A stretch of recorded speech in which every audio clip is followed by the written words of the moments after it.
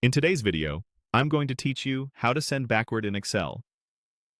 When you place pictures, icons, shapes, or text boxes on a worksheet, they stack in layers, just like sheets of paper. Sending something backward moves it behind other objects so the layout looks clean and elements don't cover each other. This is especially handy for dashboards, annotated reports, or any sheet where visuals overlap. First, click the image you want to move behind the other objects.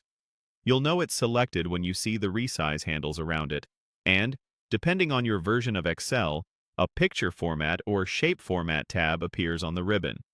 If multiple objects overlap, click carefully right on the image you intend to move so you don't select a nearby shape by mistake.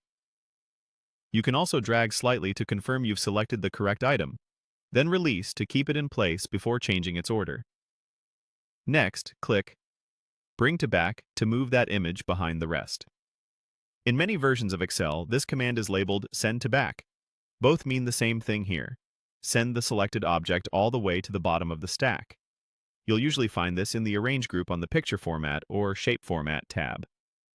Some users also access it from the context menu by right-clicking the object and choosing Bring to Back or Send to Back. The moment you click it, the image shifts beneath the other shapes on the sheet. You should immediately see the foreground items appear on top. If the image seems to disappear, don't worry. It's simply sitting underneath another object. Drag the top object slightly if you need to reveal its edges. Remember, Excel objects always float above the worksheet grid, so sending to back places the item behind other objects, not behind the cells themselves. If you overshoot your design intent, press Ctrl+Z to undo.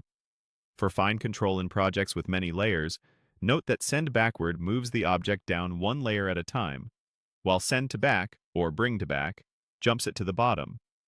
If your workbook includes charts, smart art, or icons, the same process applies.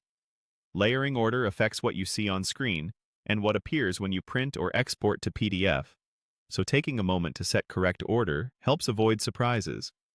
And that's it. By selecting the image and choosing Bring to Back, you can arrange visuals precisely and keep your worksheet looking polished and easy to read.